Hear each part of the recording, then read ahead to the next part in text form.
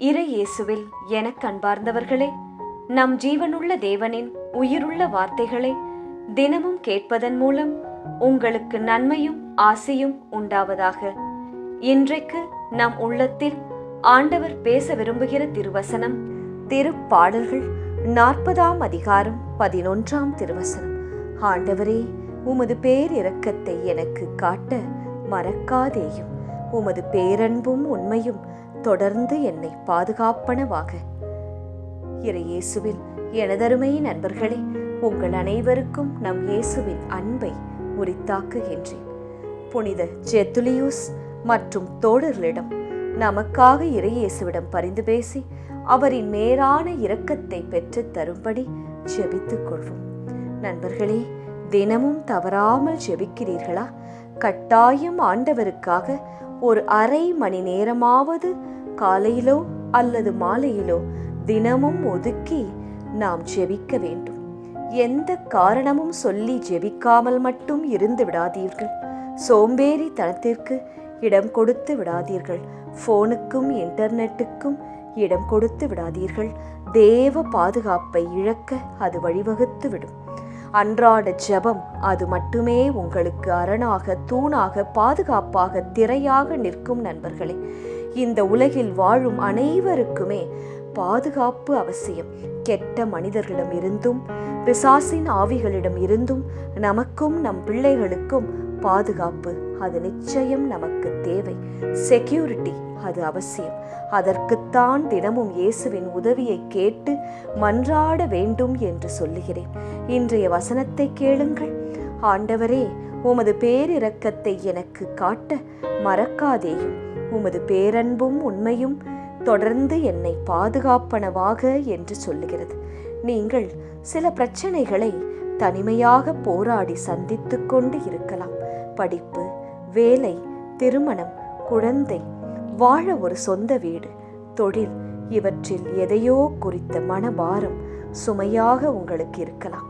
இந்த சூழ்நிலையில் எது உங்களுக்கு பாதுகாப்பு தெரியுமா நண்பர்களே? ஆண்டவரின் அன்பும் அவருடைய உண்மையும் மட்டும்தான். இவை இரண்டும் உங்களோடு இருந்தால் போதும். யாருமே உங்களை தொட முடியாது, தடுக்க முடியாது, நிறுத்த முடியாது. நீங்கள் உயர்ந்து கொண்டே இருப்பீர்கள். தேவ பாதுகாப்பு உங்களை சுற்றி பாளையம் இறங்கி காத்து கொள்ளும். தேவ தூதர்கள் உங்களுடனே இருப்பார்கள். உங்கள் குடும்பத்திலே தங்கி தாபரிப்பார்கள். உங்களை யாராலும் சாத்தானின் எந்த தீய திட்டங்களாலும் வீழ்த்தவே முடியாது. அவர்களின் அநாகரிகமற்ற வார்த்தைகளும் பார்வைகளும் ஏளனமான சொற்களும் நடத்தையும் உங்களையோ, உங்கள் உயர்வையோ, உங்கள் சமாதானத்தையோ பாதிக்கவே பாதிக்காது. ஒவ்வொரு நாளும் இயேசுவின் கிருபை புதிதாக இருக்கின்றது. அதிகாலையில் அவருடைய கிருபை புதிதாக இருக்கின்றது என்று வசனம் கூறுகிறது. அதை நாம் தினமும் காலையில் எழுந்து ஜெபித்து பெற்றுக்கொள்ள வேண்டும். நம் பிள்ளைகளுக்காக, கணவருக்காக, மனைவிக்காக, வயதான பெற்றோருக்காக ஜெபிக்க வேண்டும். இயேசுவின் உண்மை அது சதா காலமும் நிலைத்திருக்கின்றதாம். ஒரு நாள் போட்டு வைத்த ஃபில்டர் காஃபி டிகாஷன் அடுத்த நாள் நன்றாக இருக்காது. அன்றன்றைக்கு ஃப்ரெஷ்ஷாக டிகாஷன் ரெடி பண்ணி காஃபி குடித்தால்தானே டேஸ்டாக இருக்கின்றது. என்ன சொல்லுகிறீர்கள்? உண்மைதானே? அதே போலதான் every day you must pray and claim for Lord Jesus mercy, his grace and protection. அது நம் தலையாய கடமை நண்பர்களே. நாம் அவருடைய வார்த்தையை மறந்து ஜெபிக்க மனமில்லாமல் வாழ்ந்தால் அவரும், ஆண்டவரும், இயேசுவும் நம்மை மறந்து விடுவார். தன்னிடம் கேட்கும் அனைவருக்குமே இயேசு மிகுதியாய் இரக்கத்தையும் உண்மையையும் பாதுகாப்பையும் கொடுக்க வல்லவர். இயேசு தயாராகத்தான் இருக்கிறார் நம்மை ஆசிர்வதிக்க, பாதுகாக்க. நாம் தான் அவரிடம் கேட்பதில்லை, ஜெபிப்பதில்லை. நம் சுய பலத்தை சார்ந்து இருக்கின்றோம்.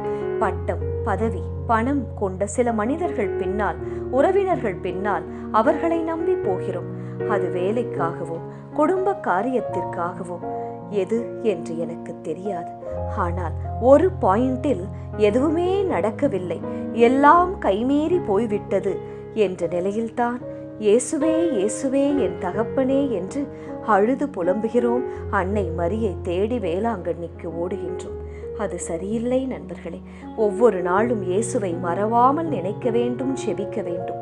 தவறாமல் ஒரே ஒரு ஜெபமாலையாவது நம் அன்னை மரிக்கு சமர்ப்பித்து ஜெபிக்க வேண்டும். செய்வீர்களா நண்பர்களே? ஜெபிக்கலாமா? இயேசுவே, எங்கள் ஆண்டவரே, உமது பேர் இரக்கத்தை எங்களுக்கு காட்ட மறக்காதேயும் தகப்பனே. உமது பேரன்பும் உண்மையும் தொடர்ந்து எங்களை பாதுகாப்பதாக.